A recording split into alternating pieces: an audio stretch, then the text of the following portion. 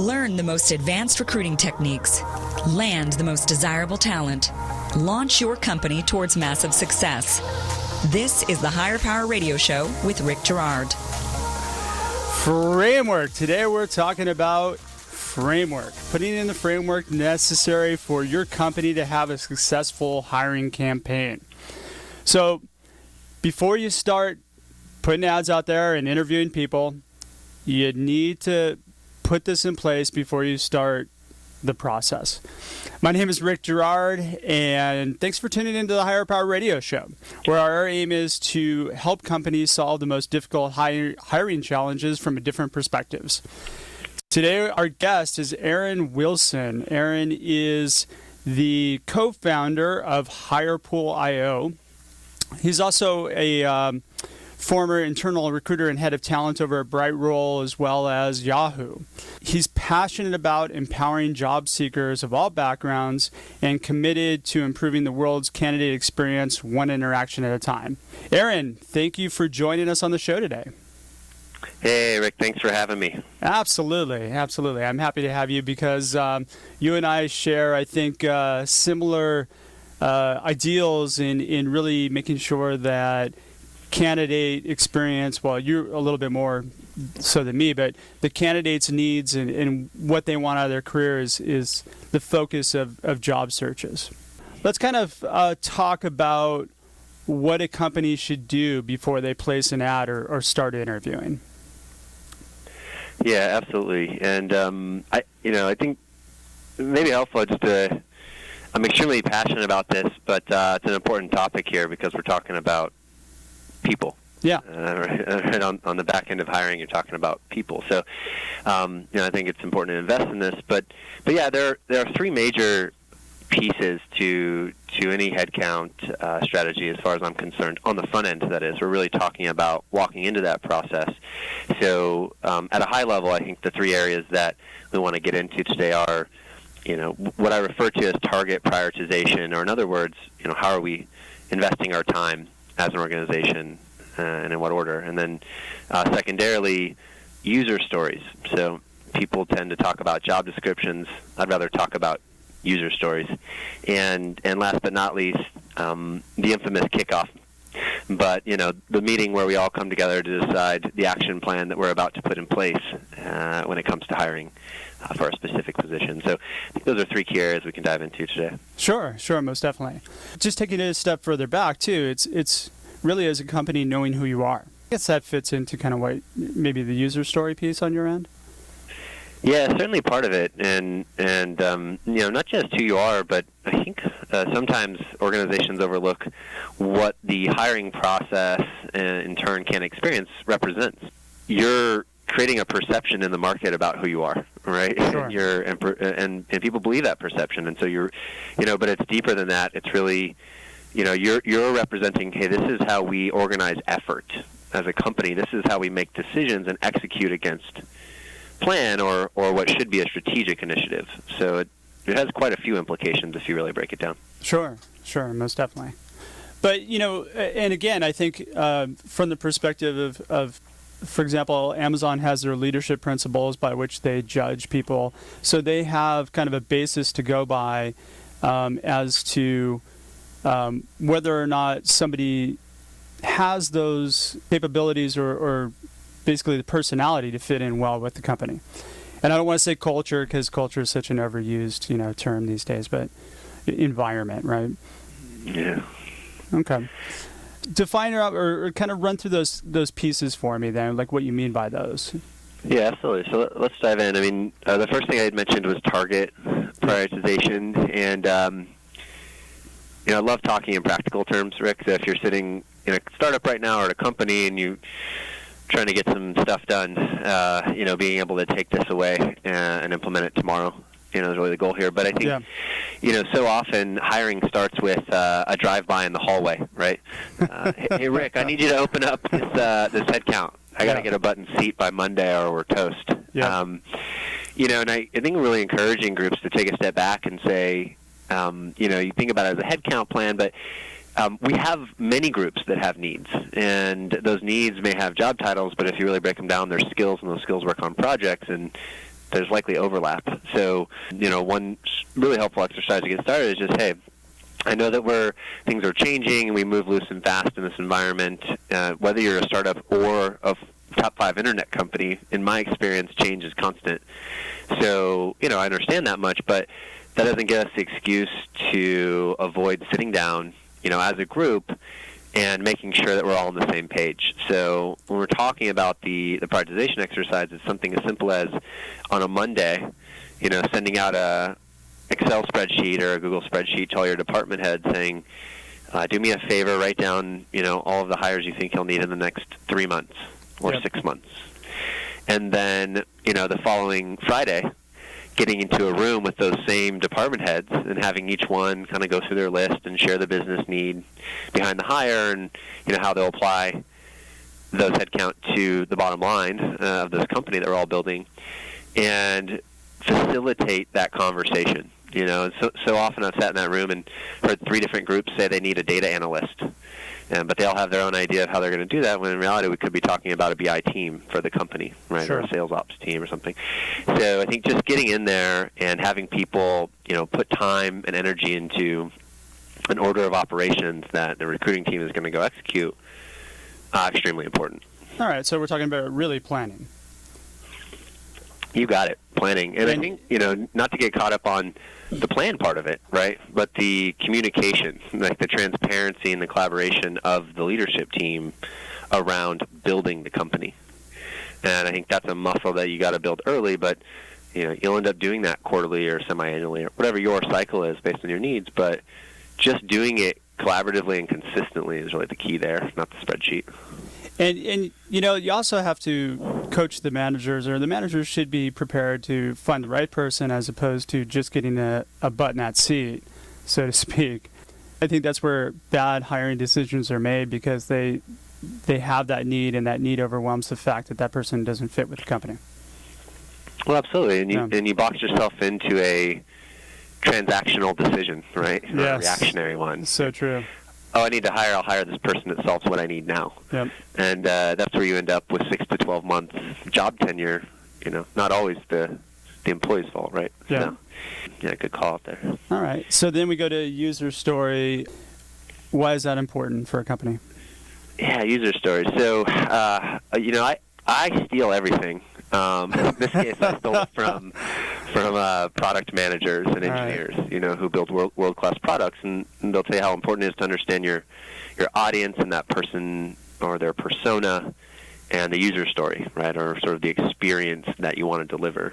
And I think when you're hiring, it's very much similar. So you start with this prioritization. You have a macro strategy, but then you have to extrapolate each position in a meaningful way. I mean, again, to come back to why it's important, these are people we're talking about. This is their career. And so investing a bit of thought into that. So as an example, again, what's common? Hey, Rick, I really need to open this role. Can you go ahead and throw up that job description so we can get a pipeline going? And as opposed to what I consider a user story, which is just a bit more thoughtful exercise. Hey, I understand you want to hire. Here are some questions that are going to give us more dimensionality around this hire and what they'll be doing day to day, what they'll be doing early in the role, who they'll be interacting with. Most people are dependent on other teams. So what does cross-functional execution look like? What are the dependencies for them to be successful? And even diving as deep as what tools and systems they might use or how they measure outcomes. But I think part of that is just having the hiring manager having answers to those questions, right? Yeah. Having thought enough about the hire to be able to speak to them, and then. So then your user story then is kind of focused in on what the job and what the story of the company is. Then, correct? That's right. Okay. In a more authentic and again 3-dimensional way. Yeah. Got it. And then your third piece was the kickoff meeting, right? Or kind of. Yeah, the kickoff. Okay. Just in making those really count, right? I think oftentimes you see, we've hired 3 engineers, so we don't need a kickoff meeting for the 4th. And I think, when trying to impress upon people that every hire is unique, unless you're hiring clones, which I don't think we're quite there yet. So, really taking time in that kickoff to develop a new narrative for a new hire, but really making it, again, collaborative, making it a working session. So when you get into them, you're doing things like reviewing that user story and talking about needs, but what is the interview panel, what is the interview plan for this hire? Who's going to cover which interviews? What are the objectives of those interviews? And then even, in the back end of that meeting, getting into some live sourcing and really start collaborating as a team against the market. So often people give you a list of requirements but don't understand what that means for the population, right, or the reach you have to go try and find the right hire. So it's been really interesting to do, and just finish on this note, have your talent team do some live sourcing with the hiring manager and show them, well, if I enter your variables into LinkedIn, of the 450, 500 million people in the world, here's the pool we're working with. And if it's a limited pool, you're kind of screwed, right? I mean, you have to set expectations properly. Yeah, and I don't, and I think my first gut isn't to tell people you're wrong and we can't do it. It's just a matter of transparency and understanding, right? Okay, you understand that there's only 100 people like that. Yeah. We're going to screen X percentage based on historical data, which means you have 10. And then every time you ding one of them, we just lost 10% of our market. Very true. It's okay. Just understand. Yeah. It is finite. Now, in that kickoff meeting, you're also gaining commitment, buy-in from the hiring managers, correct? Oh, absolutely. I think I can be a little strong on this side of the discussion, but we don't serve people. We're a team that works with you. Yeah. So, you got to show up to the meeting. You got to be ready to go. Absolutely. All right. So we are talking to Erin Wilson, founder of HirePool.io, and we just discussed why it's important to be, not just winging it in the hiring process. So we need to take a quick break, but when we come back, we're going to really lay out for you a framework that you as a company can use today to significantly increase your ability to hire the most powerful talent for your company. We'll be right back. You're listening to Hire Power with Rick Girard, giving you access to recruiting techniques that will help you hire key talent to build your company towards real success. Rick is a recruiting executive and entrepreneur who's been successfully recruiting in the aggressive Silicon Valley technology landscape for the past 2 decades. After a very successful stint at Apogee, he founded Stride Search in 2012. Based on a lean efficiency model, Stride has uniquely positioned itself as a leader in retained search for the most critical talent hires within a small organization. Whether you're a startup executive or recruiting professional, by listening to Hire Power with Rick Girard, you will walk away with skills to help you attract and hire great talent. Now back to Hire Power with Rick Girard. Welcome back to the show. So you're listening to Hire Power, and I'm your host, Rick Girard. We're talking to Erin Wilson, founder of HirePool.io. Before the break, we were discussing the why to having a hiring process in place, and now we're going to share our processes with you as a company so that you can implement a winning campaign today. So, Erin, thanks again for being here. So now that we kind of understand the importance of putting a foundation in place prior to talking to anybody, let's kind of provide a framework, I think, that needs to be in place for a company. So lay out for me, if you could, kind of, if I'm a new startup, maybe I don't have recruiting resources, what do I do? Yeah, it's a good question, man. I think a lot about the interview process like the internet. And I think it's been described in the past as designed for flexibility, architected for scale. Mm-hmm. And that's where I come in on the hiring process. I think whether you're 1 or 100 people, the same things are important. You need to be consistent. It needs to be repeatable. It needs to be measurable. Yep. And I think the way that we get there is by, again, putting thought into it on the front end, which sometimes seems out of place, but always investing up front because it's such an important hire or move in your company, and start to knock out the pieces that you believe every candidate should experience. So, for example, walking into hiring process knowing that, say, 60% of the candidate experience you're going to deliver is fixed. It is the same for every single position you hire for in that company, whether it's an admin or an executive. Mm-hmm. And, that can be as simple as your first-round interaction with talent is the same. Your on-site workflow is the same. The number of interviews you do, 2 calls and an on-site is the same. Yeah. And so to that extent, I think being very consistent, measurable, is the only way to really know if you're doing good or not, right? And constantly striving to improve it. And then, of course, you need some level of flexibility because an admin and an engineer aren't the same. Yeah. So there's some flexibility there. That's so true. In your mind, the other 40% would be that flexible piece as to, because the process for an executive is going to be much longer than an admin. Yeah, correct. I think you have some time allocation that's going to be a variable, and then you also have just domain expertise. So if you think about your on-site interview, the on-site might be the same for every candidate to the extent that they're greeted the same way. They have nearly the same number of interactions, but the content in those final round interactions are going to be domain specific. The number of hours invested, in passing those interviews should be appropriately correlated to the role, et cetera. Okay. So, from my perspective, what I like to tend to do too, and it's very similar, by the way, just going back to defining the principles, making sure that you have a core basis to go by, or a measuring stick, so to speak. And then, of course, target identification. I think companies don't utilize their resources they already have that much. People like you and I come in, and of course, the first thing we work is employee referrals, right? But I don't think a lot of companies think to work through that piece of it. Yeah, no, it's a great call out, Rick. And, when they do, again, it tends to be more transactional, reactionary. Yeah. Hey, guys, super hot job. Tell me the security engineers you know. Yeah. As opposed to constantly sharing where you are as an organization and where you're going so that your team can be actively thinking about how to build the organization around them. There's a sort of a simple analogy I use all the time. A lot of times you'll hear someone say, hey, do you know anybody that's looking? Or do you know any engineers? And, if you ask me if I know anyone, I probably don't have much feedback for you, even though I know more than one person. Yeah. But if you say, hey, do you know anybody who's, smart in the talent space that lives in Orange County that has access to a podcast? Okay, now my mental Rolodex is spinning, and Rick Gerard comes to mind. Sure. So, I think, are you going the Thanks for the plug. I appreciate it.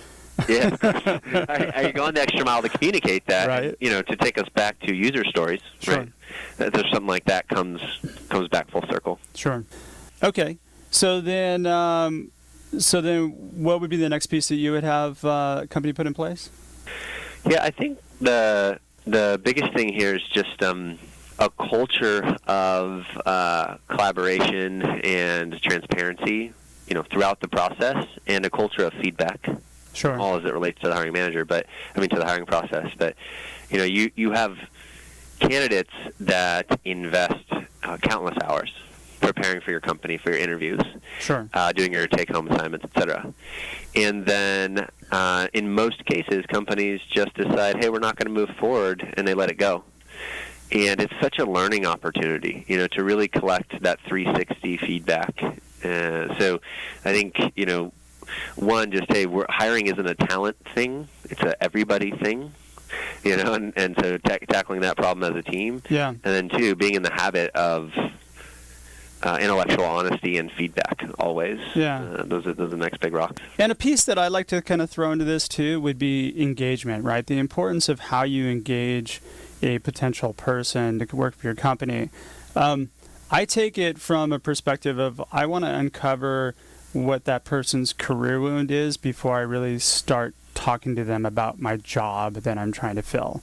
And because without some sort of trigger event or really kind of career wound that we can help heal, I find that you spend a lot of time spinning wheels on candidates that really aren't ready to make a move. I don't know if you know. Yeah, no, 100%. And companies do that a lot. Yeah, I think, I've spoken to some large number of job seekers, and the conversation always starts with, so what do you want?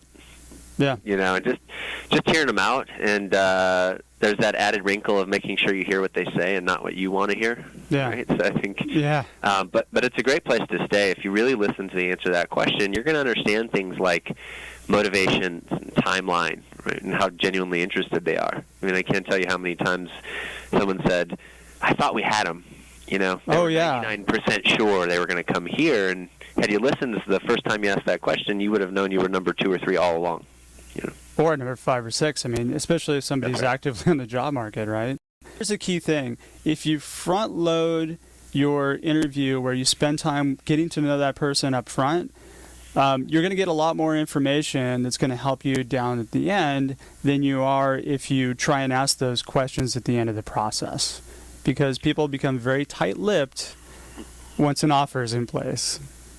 Oh, absolutely. Yeah. You want to establish that trust and rapport absolutely. The first time you interact. You know, and I think you make a great point that when you have that information and you're coming to the 11th hour, it's really easy to, you know, how they say close, but you don't actually have to close. Yeah.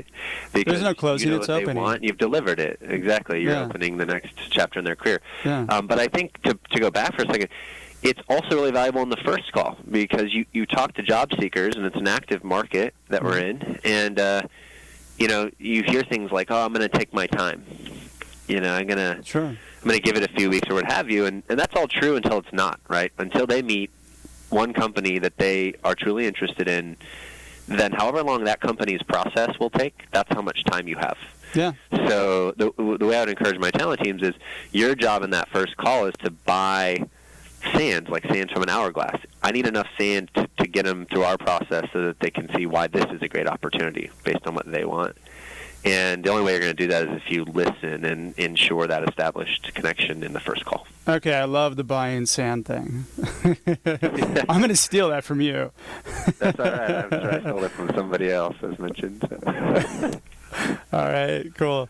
You know, and I think it's really important, too, that as you are having these conversations with people, that you are honest, and if it's not the right fit for your company, you let them know. Rather than trying to fit a square peg in a round hole, I mean, if it's just not going to be a cultural match or a skills match or not even, you know, no matter how bad the hiring manager might want this person, you've got to be the one to make that call. Yeah, totally. And you know, not to be repetitive, but back to target prioritization. Yeah. Right. Love where this comes into play because now you can not only give them the feedback now, but you can be really clear about at least the near-term future, you know, and keep that close. But I think it's hard to give feedback, Rick. So people struggle with, you know, can I say it or how do I say it? And something I've used in my experience that's worked is just people are used to working in teams, and there's some shared knowledge around what number in that team you are. So, example, if you're the first person in a team, typically you're going to be expected to have more experience because you're either standing up that initiative or that team. So when you're talking to people, being able to say, hey, we like you, but you know this is number 2 in the team, and we think you'd be really great as a number 4 based on our ability to support you, right? Our resources to invest in your growth and have you step up. People typically accept that feedback very well because, again, it's known environment. So yeah, I think that there's something to be done there. And you're keying upon something that I have noted, which is a feedback channel, right? So how will it? What's your recommendation on how a company will actually set up a really effective feedback channel? Yeah. So first of all, scale is an important variable in that. So I'll try to touch on a few elements. But I think the first part of a feedback channel to the candidate is your internal channel. So how are you getting feedback from the interviewers to yourself? And thankfully, some modern ATSs have better workflow for that, than the old school ones. Sure. But let's assume you're getting that feedback. If you've done some of the steps we've talked about in this call, in your first round interview, when the talent team talks to the candidate, by the end of that phone call, the talent team should be in a position to let the candidate know directly whether they're moving forward or not. Absolutely. Most of the time. Yeah. If they're coming on site, I'm a big believer that person, if they want it, deserves constructive feedback, and I would highly prefer that in a phone call. Something more personal, something that shows you're willing to invest time to close this out on the right foot. And maybe a little coaching too, right?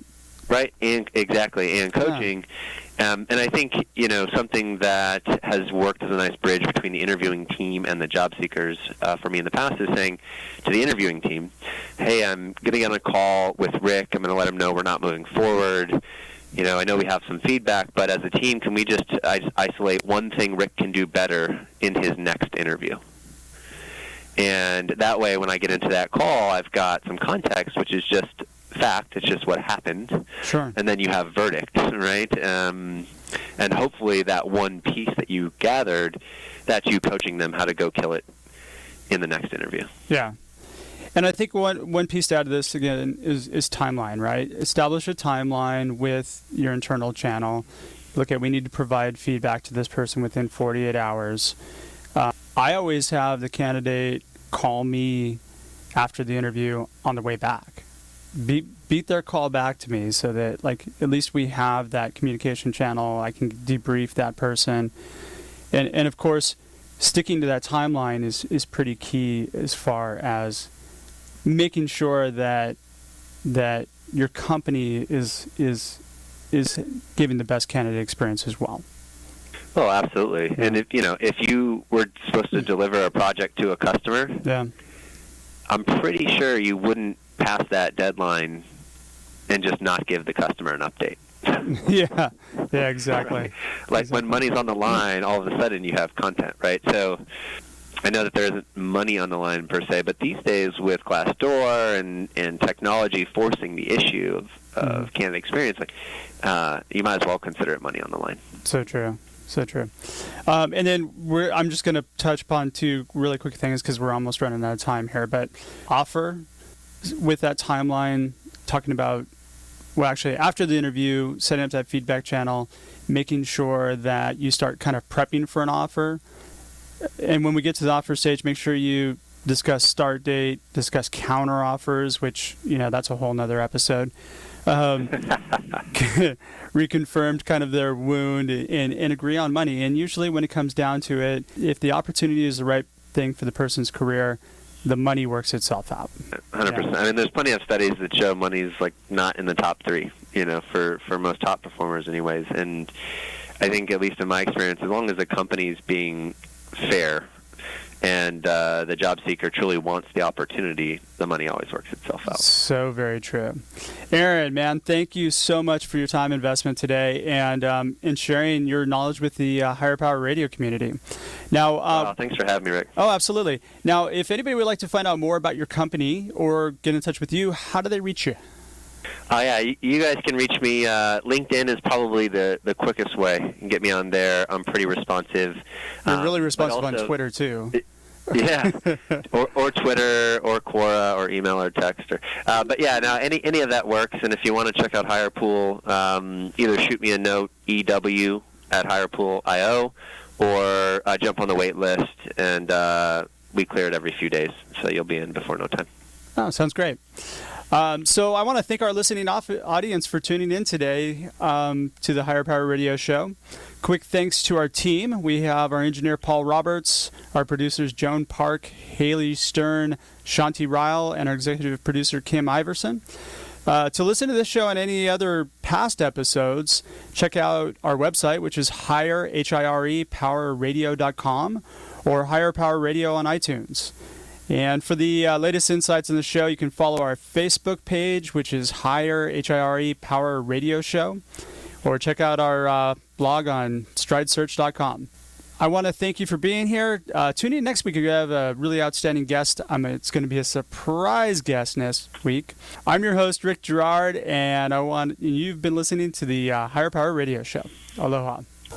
Thank you for listening to Higher Power with Rick Girard on OC Talk Radio.